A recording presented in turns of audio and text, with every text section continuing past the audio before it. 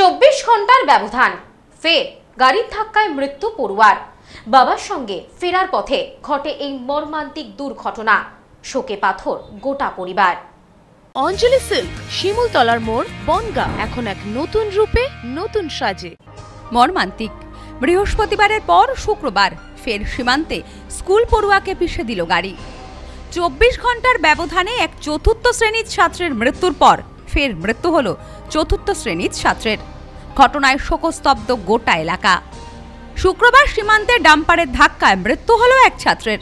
জানা গেছে, উত্তর 24 পরগনার বসিরহাট মহকুমার স্বরূপনগর থানার সংগ্রামপুর তেতুলিয়া রোডের গোল্লা মোড়ের ঘটনা। এদিন সকালে চতুর্থ শ্রেণীর এক ছাত্র আশিক বিল্লা তার বাবার সঙ্গে হালখাতা করতে গিয়েছিল বাজারে। ফেরার পথে ঘোজাডাঙ্গা সীমান্ত থেকে স্বরূপনগরের দিকে যাচ্ছিল খালি ট্রাক, সেখানেই ছাত্রকে পিষে দেয়। ঘটনাস্থলেই মারা যায় ছাত্রটি। ঘটনায় জখম হয়েছে আরও একজন। বৃহস্পতিবার স্বরূপনগর এলাকার দত্তপাড়ায় উঁচুপোল বাড়ির সামনে দাঁড়িয়েছিল চতুর্থ শ্রেণীর ছাত্রী জান্নাতুল খাতুন এবং আয়শা খাতুন। আচমকাই সেই সময় একটি যমদূতের মতো 407 ম্যাক্স গাড়ি তাদেরকে ধাক্কা দিয়ে ঘটনাস্থলে মৃত্যু হয় চতুর্থ শ্রেণীর ছাত্রী জান্নাতুলের। বৃহস্পতিবার এমন মর্মান্তিক ঘটনার পর ফের বাবার সাথে শুক্রবার বাজারে বেরিয়ে মর্মান্তিক মৃত্যু হল আশিক বিল্লার। সীমান্ত এলাকায় 24 ঘন্টার ব্যবধানে দুর্ঘটনায় মৃত্যু হল ছাত্রীর। ক্ষোভে ফেটে পড়েন ছাত্রের পরিবার থেকে শুরু করে স্থানীয় বাসিন্দারা। এই ঘটনার জেরে স্থানীয় বাসিন্দারা মৃতদেহ আটকে রেখে অবরোধ করে। অবশেষে পুলিশি আশ্বাসে দীর্ঘ সময় পর অবরোধ তোলা হয়। ঘটনায় ঘাতক গাড়িটিকে আটক করেছে পুলিশ।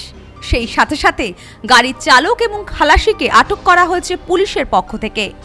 পুলিশ লাইন দিয়ে দাঁড়িয়ে থেকে দুই হাত পেতে শুধু টাকা একটা যদি আমরা একটা রেশনও যাই বাইকওয়ালাকে, সে বাইকওয়ালাকেও ছাড়ে না। তা আমরা বলতে চাইছি স্বরূপনগর থানা তো এরকম আমরা তো দেখিনি জীবনে, আর ওদের জন্য এই গাড়িগুলো দূরপাল্লা ঘটছে। এটা চাইছে না। আমরা কি চাইছি, আমরা তো যে এখন যাতে এই ব্যবস্থাটা গুলো যাদের লাইসেন্স নেই কিন্তু পয়সা দিয়ে ছেড়ে দেবে তো ঠিক না। এ বিষয়ে স্থানীয় বাসিন্দা বলেন, বাচ্চাটি সকালে বাবার সঙ্গে বেরিয়েছিল হালখাতা করতে। হঠাৎই একটি ডাম্পার এসে বাচ্চাটিকে পিষে দেয়। ঘটনাস্থলেই মারা যায় শিশুটি। অনিয়ন্ত্রিত গাড়ি পরিচালনা হচ্ছে বা গাড়ি চলাচল করছে, এটা নিয়ন্ত্রণ করার দায়িত্ব সম্পূর্ণ প্রশাসনের। আজ যদি প্রশাসন অপারগ হয়, বারবার এই অভিযোগ করার পরেও যদি তার কোনো সুষ্ঠু সমাধান হয়, তাহলে প্রশাসন অপারগ। তাহলে প্রশাসনকে উচিত জনগণের সঙ্গে বসে তাদের কি দাবি দাওয়া সেগুলোকে সম্পূর্ণভাবে সমাধান করা উচিত।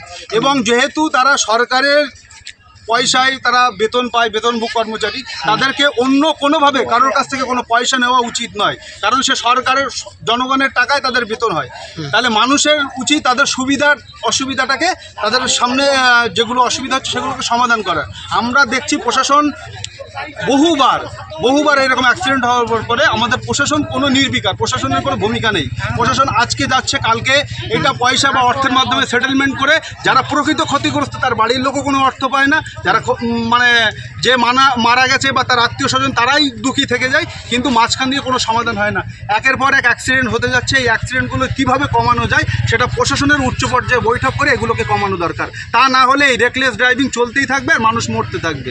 আর রাস্তার যে পরিধি আছে সেই পরিধিটা আমার মনে হয় বাড়ানো উচিত, কারণ পরিধিটা এখন অনেক কম।